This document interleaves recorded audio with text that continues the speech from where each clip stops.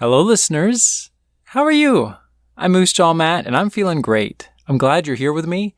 I want to answer one question, keep this episode brief, but stay tuned because next week we have another episode already prepared, already scheduled, and I'm looking forward to it. Before I answer the question, let's listen to our wonderful theme song.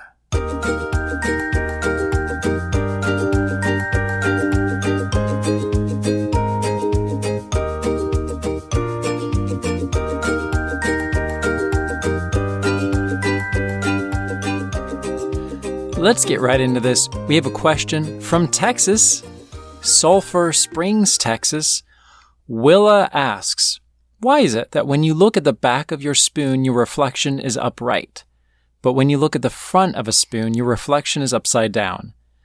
Answering this question is actually fairly easy, but answering it on the podcast and having it make sense can be challenging, so I'll do my best.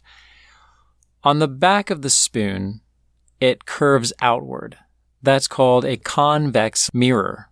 So you can see a reflection there, and it bends because the light hitting different points of the spoon still go and angle in toward your eye from the usual directions. If you look at the top of the spoon, you'll see something up. If you look at the bottom of the spoon, you'll see something down. It's just distorted. Now, the other side of the spoon, the part that you scoop milk or yogurt or cereal with, is a concave mirror. And one way to remember that it's concave is it's shaped a little bit like a cave, or a C for concave. There are some ways to remember.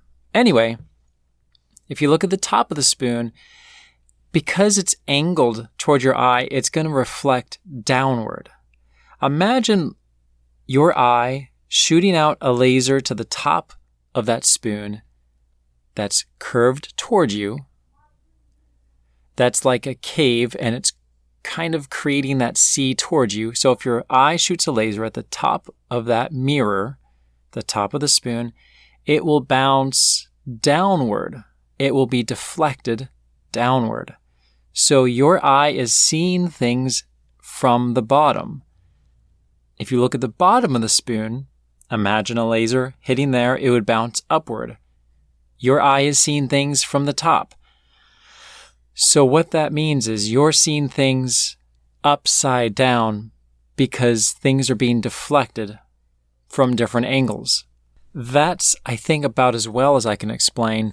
But if you imagine where your eye would be seeing, deflecting, which direction, you get an idea of what image you'll see. So, there you have it, Willa. I hope that makes some sense. It's definitely easier to explain in person when you can draw and visualize, but you get the idea.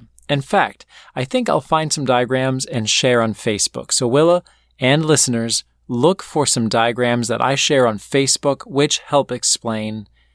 I also wanted to share a recording from Rush about stonefish. We got around to the episode. It took a while, but Rush, I wanted to share your voice with all of our listeners. And that means, listeners, if you ever have something you want to share, whether it's a question on Facebook or an email or a video or a recording, please send it in. Moose Jaw Matt, can you do an episode about stonefish? And I'm Moose Jaw Matt. Until next time, keep asking questions, keep using spoons, and keep exploring your world.